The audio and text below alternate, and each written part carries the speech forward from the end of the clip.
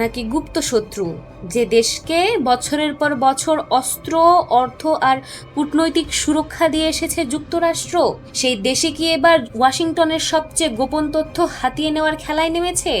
মধ্যপ্রাচ্যের দুই সবচেয়ে ঘনিষ্ঠ মিত্র যুক্তরাষ্ট্র ও ইসরায়েলকে ঘিরে সামনে এসেছে এমন এক অভিযোগ যা নতুন করে প্রশ্ন তুলেছে, আসলে কি একে অপরকে বিশ্বাস করে ওয়াশিংটন আর তেল আবিব? মার্কিন গণমাধ্যমে প্রকাশিত একাধিক প্রতিবেদনে দাবি করা হয়েছে যুক্তরাষ্ট্রের শীর্ষ পর্যায়ের কর্মকর্তাদের ওপর নজরদারি চালিয়েছে ইসরায়েল। অভিযোগের তালিকায় রয়েছেন প্রেসিডেন্ট ডোনাল্ড ট্রাম্পের বিশেষ দূত স্টিভ উইটকফ, পেন্টাগনের জ্যেষ্ঠ কর্মকর্তা এলব্রিজ কলবি এবং মাইকেল ডিমিনোর মতো গুরুত্বপূর্ণ ব্যক্তিরা। অর্থাৎ অভিযোগ সত্য হলে নজরদারির লক্ষ্য ছিল সরাসরি মার্কিন নীতি নির্ধারণী মহল। সবচেয়ে উদ্বেগজনক বিষয় হলো মার্কিন প্রতিরক্ষা গোয়েন্দা সংস্থা ডিআইএ এর দাবি অনুযায়ী কিছু মার্কিন প্রতিরক্ষা কর্মকর্তার মোবাইল ফোনে এমন সফটওয়্যার শনাক্ত হয়েছে যা কথোপকথন পর্যবেক্ষণের সক্ষমতা রাখে বলে সন্দেহ করা হচ্ছে। এর ফলে প্রশ্ন উঠেছে, ইরানকে ঘিরে ওয়াশিংটনের ভবিষ্যৎ পরিকল্পনা জানতেই কি এমন ঝুঁকিপূর্ণ পদক্ষেপ নিয়েছে ইসরায়েল? বিশ্লেষকদের মতে এর পেছনে থাকতে পারে মধ্যপ্রাচ্যের বর্তমান উত্তেজনাপূর্ণ পরিস্থিতি।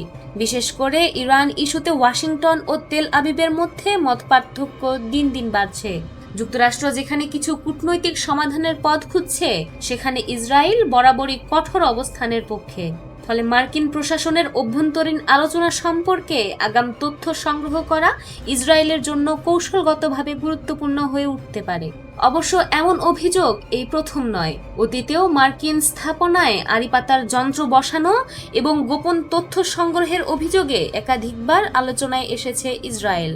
তবে এবার পরিস্থিতি ভিন্ন, কারণ অভিযোগের তীর সরাসরি মার্কিন প্রশাসনের সর্বোচ্চ পর্যায়ের দিকে নির্দেশ করেছে। আর এ কারণেই বিষয়টিকে অত্যন্ত গুরুত্বের সঙ্গে দেখছে ওয়াশিংটনের গোয়েন্দা ও প্রতিরক্ষা সংস্থাগুলো। ইতোমধ্যে মার্কিন সংস্থাগুলো ইসরায়েলের গোয়েন্দা তৎপরতাকে সম্ভাব্য নিরাপত্তার ঝুঁকি হিসেবে মূল্যায়ন শুরু করেছে, যদিও এসব অভিযোগ সম্পূর্ণ অস্বীকার করেছে তেল আবিব। ইসরায়েলের দাবি, তারা যুক্তরাষ্ট্রের বিরুদ্ধে কোনো ধরনের অবৈধ গোয়েন্দা কার্যক্রম চালায়নি। কিন্তু প্রশ্ন হলো, যদি অভিযোগ সত্য হয় তাহলে এর প্রভাব কতটা গভীর হতে পারে? কারণ যুক্তরাষ্ট্র ও ইসরায়েলের সম্পর্ক শুধু কূটনৈতিক নয়, সামরিক ও গোয়েন্দা সহযোগিতার ওপরও দাঁড়িয়ে আছে। দুই দেশের মধ্যে প্রতিনিয়ত সংবেদনশীল তথ্য আদান প্রদান হয়। সেই বিশ্বাসে ফাটল ধরলে গোটা মধ্যপ্রাচ্যের নিরাপত্তা কাঠামোই নতুন করে চ্যালেঞ্জের মুখে পড়তে পারে। সবচেয়ে বড় বিষয় হলো, ইরানকে কেন্দ্র করে ট্রাম্প ও নেতানিয়াহুর মধ্যে যে দূরত্ব তৈরি হচ্ছে, এই অভিযোগ সেটিকে আরো বাড়িয়ে দিতে পারে। আর যদি পারস্পরিক অবিশ্বাস বাড়তেই থাকে, তাহলে বহু দশকের পুরনো এই মিত্রতার সম্পর্ক কি আগের মতো থাকবে, নাকি মধ্যপ্রাচ্যের অস্থিরতার মাঝেই বিশ্বের সবচেয়ে আলোচিত দুই মিত্রের সম্পর্কের ভিতরে জন্ম নিচ্ছে নতুন এক সংকট? সেই উত্তরই এখন খুঁজছে পুরো বিশ্ব।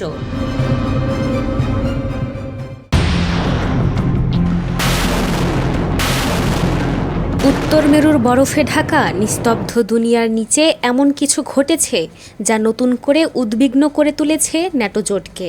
ইউক্রেন যুদ্ধ নিয়ে যখন বিশ্বের বেশিরভাগ নজর পূর্ব ইউরোপে, ঠিক তখন আর্কটিকের গভীর সমুদ্র থেকে শক্তির এক নাটকীয় প্রদর্শন করেছে রাশিয়া। আর এই ঘটনাকে অনেকেই দেখছেন ভ্লাদিমির পুতিনের নতুন বার্তা হিসেবে। গত বুধবার বেরেন্স সাগরের জমাট বাঁধা পানি ভেদ করে ছুটে যায় রাশিয়ার অত্যাধুনিক অনিক্স সুপারসনিক ক্ষেপণাস্ত্র। মুহূর্তের মধ্যেই এটি প্রায় 200 কিলোমিটার দূরে থাকা একটি লক্ষ্যবস্তুতে নিখুঁতভাবে আঘাত হানে। কিন্তু আসল চমক ছিল অন্য জায়গায়। যে সাবমেরিন থেকে ক্ষেপণাস্ত্রটি উৎক্ষেপণ করা হয়, সেটি একবারের জন্যেও পানির উপরে ভেসে ওঠেনি। সমুদ্রের গভীরে লুকিয়ে থেকেই পুরো অভিযান সম্পন্ন করেছে রাশিয়ার নতুন প্রজন্মের পরমাণু চালিত সাবমেরিন আর্খানগেলস্ক। সামরিক বিশ্লেষকদের মতে এই সাবমেরিনের সবচেয়ে বড় শক্তি এর নীরবতা। এত কম শব্দ করে এটি চলতে পারে যে আধুনিক সোনার ব্যবস্থার পক্ষেও একে শনাক্ত করা অত্যন্ত কঠিন। অর্থাৎ শত্রু বুঝে ওঠার আগেই এটি হামলা চালাতে সক্ষম।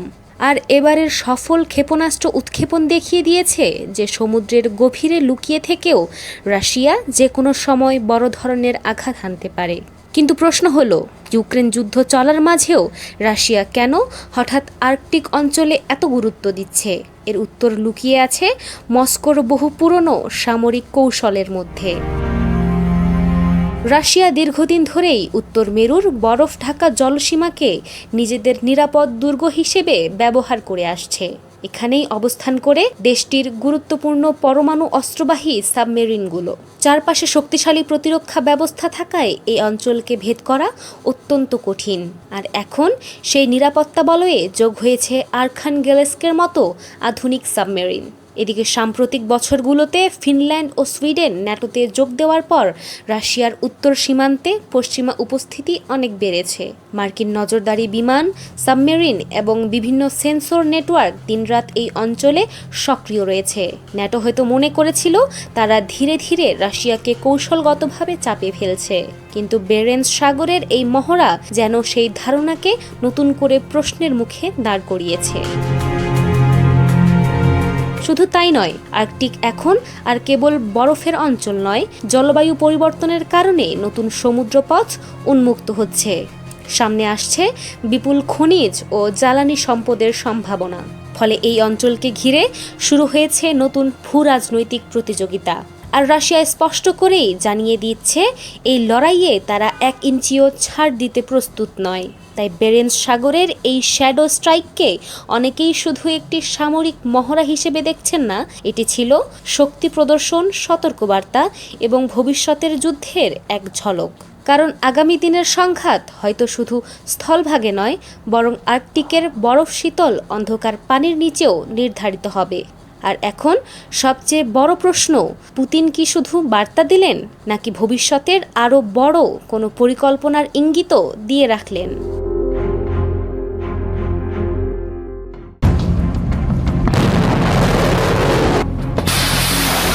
মধ্যপ্রাচ্যের আকাশে কি আবারও ভেসে উঠছে পরমাণু ঝড়ের ছায়া?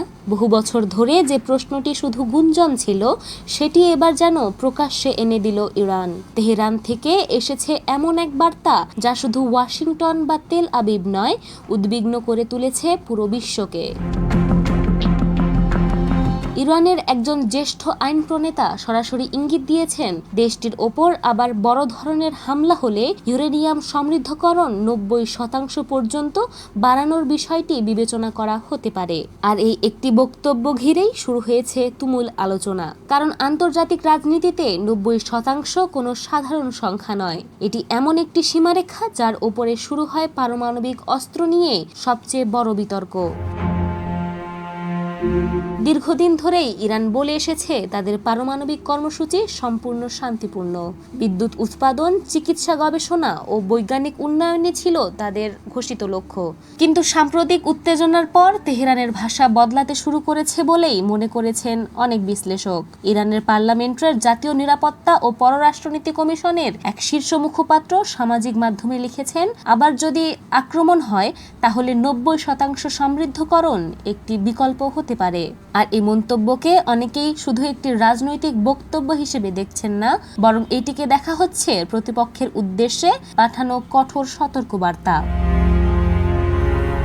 কারণ বাস্তবতা হলো, মধ্যপ্রাচ্য উত্তেজনা যত বাড়ছে ততই শক্ত অবস্থান নিচ্ছেন তেহরান।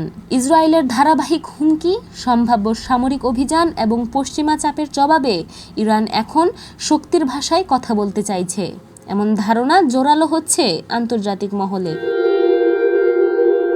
তবে এখানেই তৈরি হচ্ছে সবচেয়ে বড় উদ্বেগ। যদি ইরান সত্যি আরও উচ্চমাত্রার সমৃদ্ধকরণের পথে এগিয়ে যায়, তাহলে মধ্যপ্রাচ্যের ক্ষমতার ভারসাম্যে বড় পরিবর্তন আসতে পারে। আঞ্চলিক শক্তিগুলো নিজেদের নিরাপত্তা নিয়ে নতুন হিসাব নিকাশ শুরু করতে পারে। শুরু হতে পারে নতুন অস্ত্র প্রতিযোগিতা। আর সেই প্রতিযোগিতা শুধু মধ্যপ্রাচ্যের ভেতর সীমাবদ্ধ থাকবে না, এর প্রভাব ছড়িয়ে পড়তে পারে বৈশ্বিক রাজনীতিতেও। অন্যদিকে অনেক বিশেষজ্ঞ মনে করছেন এটি হয়তো সরাসরি কোনো সিদ্ধান্ত নয়, বরং ভবিষ্যৎ আলোচনার সুবিধা আদায়ের জন্য চাপ তৈরির কৌশলও হতে পারে। কারণ অতীতেও দেখা গেছে বড় কূটনৈতিক সমঝোতার আগে তেহরান প্রায়ই কঠোর অবস্থানের বার্তা দিয়ে থাকে। কিন্তু প্রশ্ন হলো, এবারও কি সেটাই ঘটেছে, নাকি সত্যি নতুন এক পরমাণু বাস্তবতার দিকে এগোচ্ছে ইরান? যদি পরিস্থিতি আরো উত্তপ্ত হয়, তাহলে মধ্যপ্রাচ্যের রাজনীতি এমন এক মোড় নিতে পারে যেখান থেকে ফিরে আসা সহজ হবে না। আর তাই এখন পুরো বিশ্বের নজর একটি বিষয়ের দিকে। ইরান কি কেবল বার্তা দিচ্ছে, নাকি সত্যি এমন এক পথে হাঁটতে শুরু করেছে যা মধ্যপ্রাচ্যের ভবিষ্যৎ চিরতরে বদলে দিতে পারে?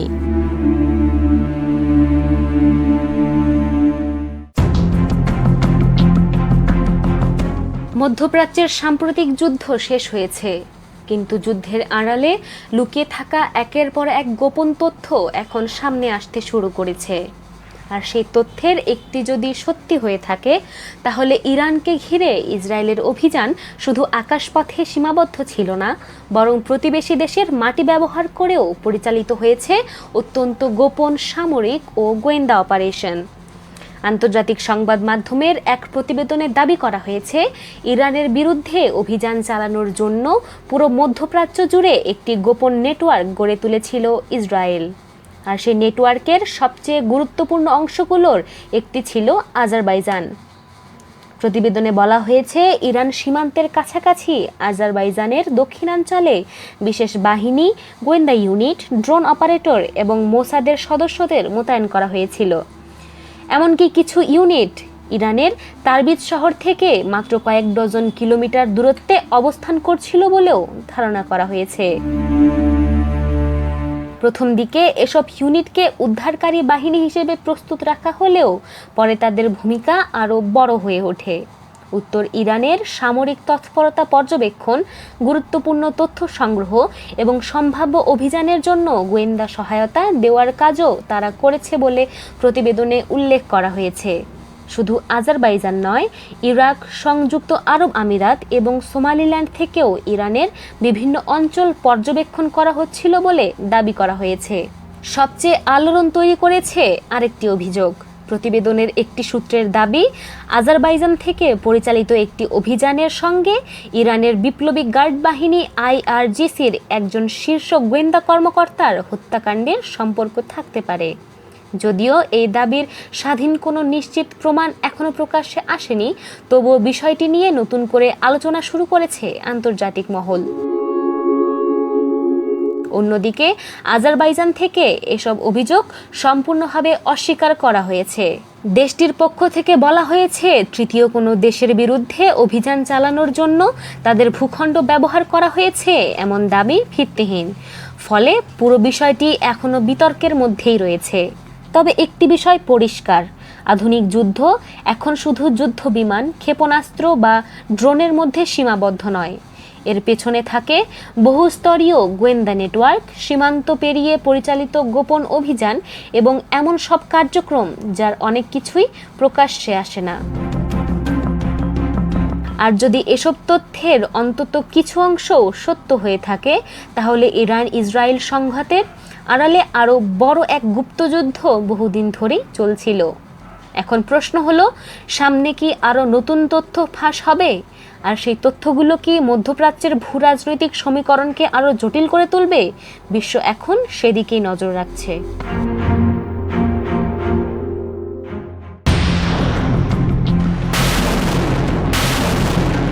উত্তর মেরুর বরফে ঢাকা নিস্তব্ধ দুনিয়ার নিচে এমন কিছু ঘটেছে যা নতুন করে উদ্বিগ্ন করে তুলেছে ন্যাটো জোটকে। ইউক্রেন যুদ্ধ নিয়ে যখন বিশ্বের বেশিরভাগ নজর পূর্ব ইউরোপে, ঠিক তখন আর্কটিকের গভীর সমুদ্র থেকে শক্তির এক নাটকীয় প্রদর্শন করেছে রাশিয়া। আর এই ঘটনাকে অনেকেই দেখছেন ভ্লাদিমির পুতিনের নতুন বার্তা হিসেবে। গত বুধবার বেরেন্স সাগরের জমাট বাঁধা পানি ভেদ করে ছুটে যায় রাশিয়ার অত্যাধুনিক অনিক্স সুপারসনিক ক্ষেপণাস্ত্র। মুহূর্তের মধ্যেই এটি প্রায় 200 কিলোমিটার দূরে থাকা একটি লক্ষ্যবস্তুতে নিখুঁতভাবে আঘাত হানে। কিন্তু আসল চমক ছিল অন্য জায়গায়। যে সাবমেরিন থেকে ক্ষেপণাস্ত্রটি উৎক্ষেপণ করা হয়, সেটি একবারের জন্যেও পানির উপরে ভেসে ওঠেনি। সমুদ্রের গভীরে লুকিয়ে থেকেই পুরো অভিযান সম্পন্ন করেছে রাশিয়ার নতুন প্রজন্মের পরমাণু চালিত সাবমেরিন আরখানগেলস্ক। সামরিক বিশ্লেষকদের মতে এই সাবমেরিনের সবচেয়ে বড় শক্তি এর নীরবতা। এত কম শব্দ করে এটি চলতে পারে যে আধুনিক সোনার ব্যবস্থার পক্ষেও একে শনাক্ত করা অত্যন্ত কঠিন, অর্থাৎ শত্রু বুঝে ওঠার আগেই এটি হামলা চালাতে সক্ষম। আর এবারের সফল ক্ষেপণাস্ত্র উৎক্ষেপণ দেখিয়ে দিয়েছে যে সমুদ্রের গভীরে লুকিয়ে থেকেও রাশিয়া যে কোনো সময় বড় ধরনের আঘাত হানতে পারে। কিন্তু প্রশ্ন হলো, ইউক্রেন যুদ্ধ চলার মাঝেও রাশিয়া কেন হঠাৎ আর্কটিক অঞ্চলে এত গুরুত্ব দিচ্ছে? এর উত্তর লুকিয়ে আছে মস্কোর বহু পুরনো সামরিক কৌশলের মধ্যে। রাশিয়া দীর্ঘদিন ধরেই উত্তর মেরুর বরফ ঢাকা জলসীমাকে নিজেদের নিরাপদ দুর্গ হিসেবে ব্যবহার করে আসছে। এখানেই অবস্থান করে দেশটির গুরুত্বপূর্ণ পরমাণু অস্ত্রবাহী সাবমেরিনগুলো। চারপাশে শক্তিশালী প্রতিরক্ষা ব্যবস্থা থাকায় এই অঞ্চলকে ভেদ করা অত্যন্ত কঠিন। আর এখন সেই নিরাপত্তা বলয়ে যোগ হয়েছে আর্খানগেলস্কের মতো আধুনিক সাবমেরিন। এদিকে সাম্প্রতিক বছরগুলোতে ফিনল্যান্ড ও সুইডেন ন্যাটোতে যোগ দেওয়ার পর রাশিয়ার উত্তর সীমান্তে পশ্চিমা উপস্থিতি অনেক বেড়েছে। মার্কিন নজরদারি বিমান, সাবমেরিন এবং বিভিন্ন সেন্সর নেটওয়ার্ক দিনরাত এই অঞ্চলে সক্রিয় রয়েছে। ন্যাটো হয়তো মনে করেছিল তারা ধীরে ধীরে রাশিয়াকে কৌশলগতভাবে চাপে ফেলছে, কিন্তু বেরেন্স সাগরের এই মহড়া যেন সেই ধারণাকে নতুন করে প্রশ্নের মুখে দাঁড় করিয়েছে। শুধু তাই নয়, আর্কটিক এখন আর কেবল বরফের অঞ্চল নয়, জলবায়ু পরিবর্তনের কারণে নতুন সমুদ্রপথ উন্মুক্ত হচ্ছে। সামনে আসছে বিপুল খনিজ ও জ্বালানি সম্পদের সম্ভাবনা। ফলে এই অঞ্চলকে ঘিরে শুরু হয়েছে নতুন ভূরাজনৈতিক প্রতিযোগিতা। আর রাশিয়া স্পষ্ট করেই জানিয়ে দিচ্ছে এই লড়াইয়ে তারা 1 ইঞ্চিও ছাড় দিতে প্রস্তুত নয়। তাই বেরেন্স সাগরের এই শ্যাডো স্ট্রাইককে অনেকেই শুধু একটি সামরিক মহড়া হিসেবে দেখছেন না, এটি ছিল শক্তি প্রদর্শন, সতর্কবার্তা এবং ভবিষ্যতের যুদ্ধের এক ঝলক। কারণ আগামী দিনের সংঘাত হয়তো শুধু স্থলভাগে নয়, বরং আর্কটিকের বরফ শীতল অন্ধকার পানির নিচেও নির্ধারিত হবে। আর এখন সবচেয়ে বড় প্রশ্ন, পুতিন কি শুধু বার্তা দিলেন, নাকি ভবিষ্যতের আরও বড় কোনো পরিকল্পনার ইঙ্গিতও দিয়ে রাখলেন?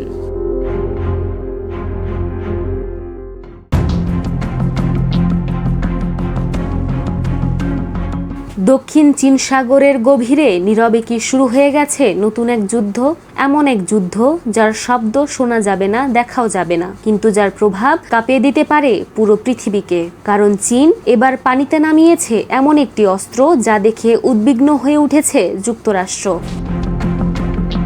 স্যাটেলাইট ছবিতে ধরা পড়েছে চীনের নতুন প্রজন্মের এক রহস্যময় সাবমেরিন। আর এই সাবমেরিনকে ঘিরেই শুরু হয়েছে তুমুল আলোচনা। কেননা এটি কোনো সাধারণ সাবমেরিন নয়, এর সবচেয়ে বড় বৈশিষ্ট্য এতে নেই প্রচলিত সাবমেরিনের বিশাল টাওয়ার বা মাস্তুল।